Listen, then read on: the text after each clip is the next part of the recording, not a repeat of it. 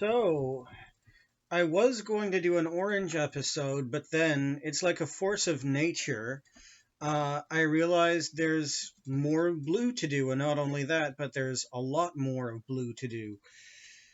So, I'm going to get the rest of blue out of the way. The next episode definitely will be orange, but I just want to finish up some things in this one. And since this keeps happening, I think I'm just going to make it a format of the Spiral Dynamics series, at least for now, just to do two-parters where the first one is the main episode and the second part is supplementary and just includes all the added stuff that I came up with and forgot. More of blue. I have seven new aspects that I decided to include in blue. The first one, sacrifice. So, stage blue, being communally oriented, um, is based on, I mean, not all communal stages are this way, but in blue's case, it manifests communalism as being it's all about what you give for the community, give to others. Um, it's all about I've suffered more than you have. I have I've sacrificed for this country. I bled for this country. It's all about what you've given. And oftentimes this is sort of bragged about in a similar way to how Red would brag about conquests. Instead of bragging about who you killed, Blue will brag about all the things that they personally lost so that they could give for their country. I lost 5 limbs, or I lost 7 limbs for this country. I lost most of my head for this country. You get the idea. Um, and oftentimes there's like particularly among Catholic culture, there's this belief in suffering is sacred, suffering is what leads you to God. I'm not suggesting it's completely ridiculous. I mean, there's actually some parts of it that in a higher sense might have validity, but not the way that it's being manifested at Blue. The way that Blue does it is just rather childish for the most part. It's just beating yourself up so that you can say you did and hope that you feel closer to God with it. Um, Anyway, moving on. The next facet is duty. Stage Blue is all about being dutiful, um, doing whatever work you can so that your blue society can survive. China, prime example, extremely dutiful. Um, Everyone working all the time, everyone. Um, there's no emphasis placed on fun in Stage Blue. It's all very high conscientiousness, high focus. Get it done, get it done. If there's more to get done, then get done. And if you have idle time, don't spend it doing fun or playing around. You can always invent more chores and then get those done. It's work, work, work. So the next aspect is patriotism. Patriotism, it's all for whatever your country or your religion happens to be, or both. Oftentimes it's both religion and country, God and country. You hear the term blood and soil a lot in conservative circles, always have, which is just a term for, uh, you know, uh, partly sacrifice for your country, but also, do whatever you can to defend our country from the other countries. It's us versus them. Our country is inherently the best. Ours is exceptional. Never give reasons for how it might be exceptional, of course, but they say it is exceptional. Um, And it's all about if you don't support your country and think it's the best, then the other people in your country are going to get angry at you and going to try to encourage you to leave, or in the Catholic Church case, they'll just burn you at the stake. That's patriotism is an extremely bluish sort of idea. Actually, to be fair, there is actually kind of stage red patriotism, but it sort of manifests itself a bit differently. This isn't a red episode. I won't go into it here. It's possible I may come up with more things about red in the future. I may do a red part three. There are going to be part threes to some of these, not blue, but like yellow. Yellow is almost certainly going to have three parts to it. Anyway, I'm getting a little bit off track. The point is that stage red also has a version of patriotism that's sort of like this, but with red it's less sacrifice oriented.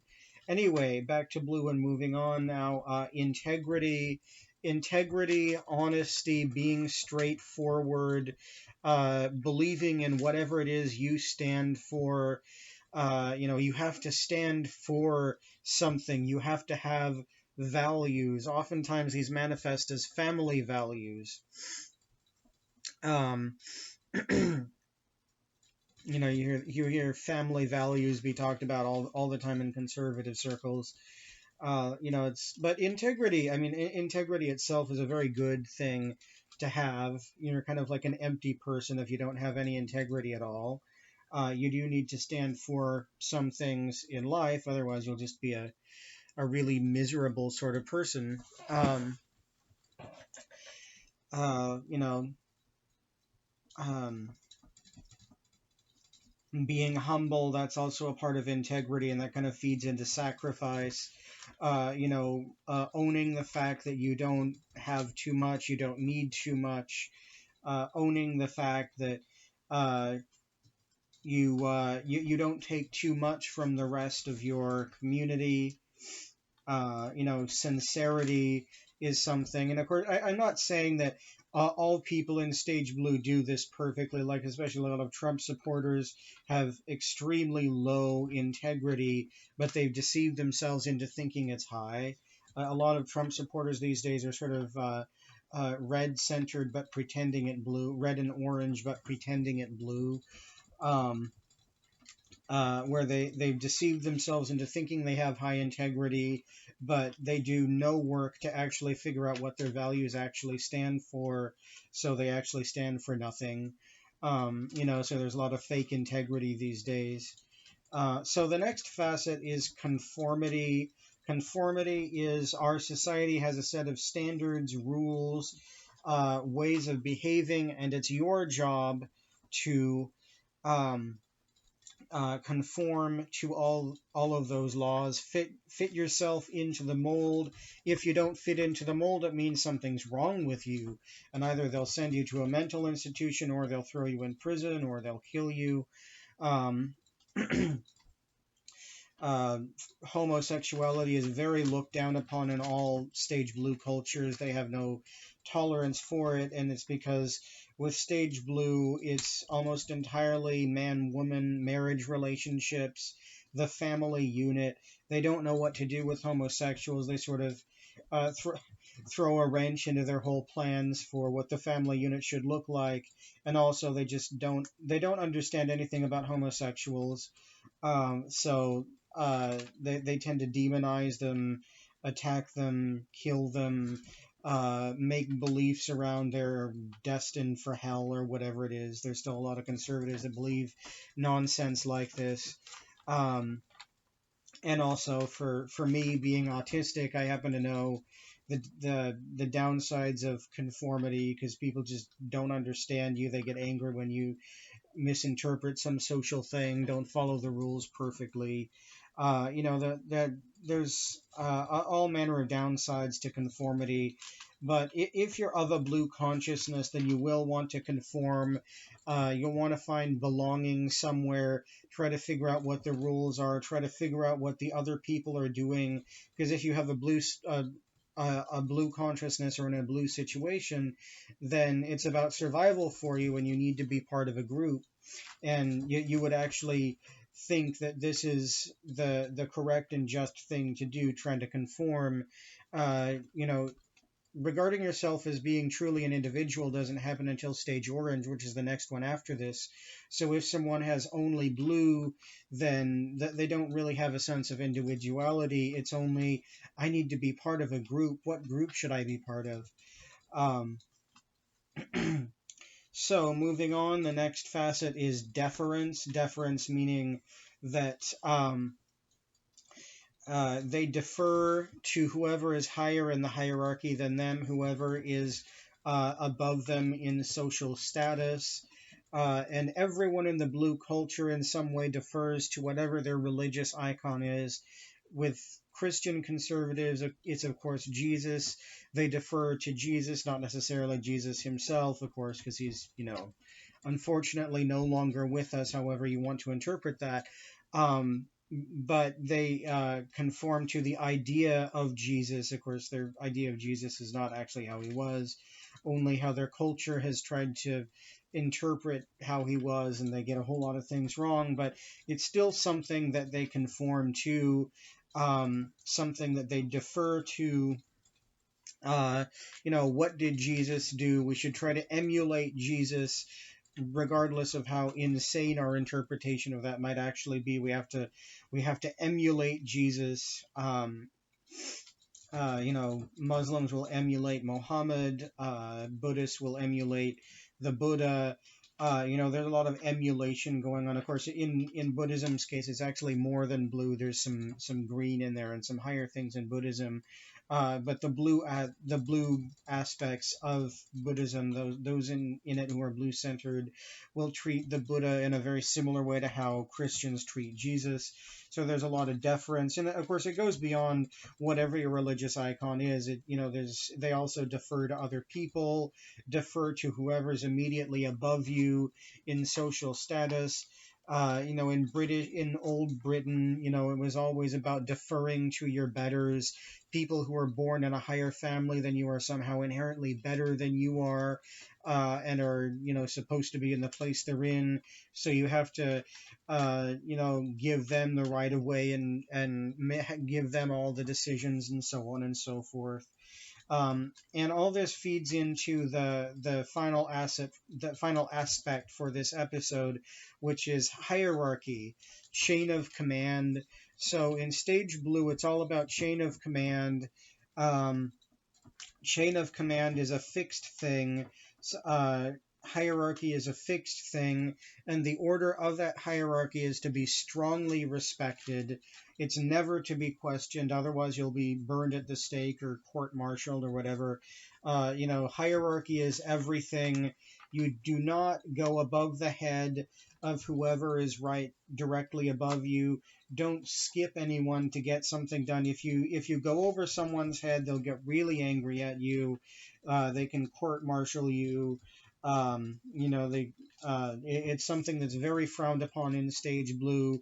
You always have to go through the people in the proper order until you find someone up above you who finally knows what they're doing, or at least claims that they know what they're doing, or at the very least was born into a family that should know what they're doing, and then you have that person take care of it, however competent they may or may not actually be.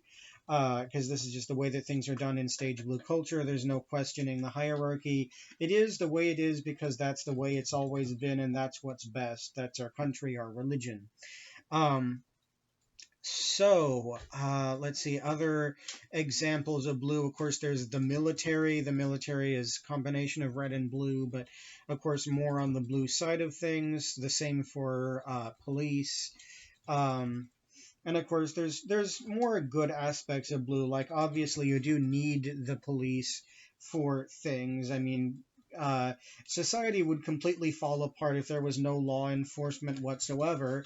If there was no law enforcement whatsoever, then why would anyone bother following laws? So obviously, blue does still have validity, even in a city like Seattle, where you can be tempted to think otherwise. Let's see, other examples of just like situations that can produce stage blue,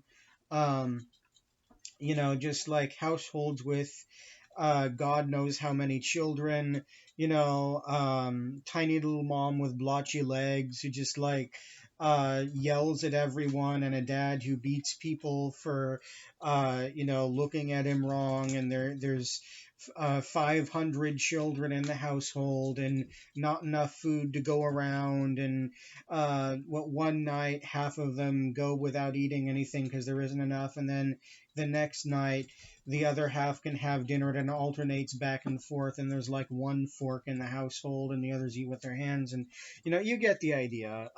China still has a lot of this nonsense going on.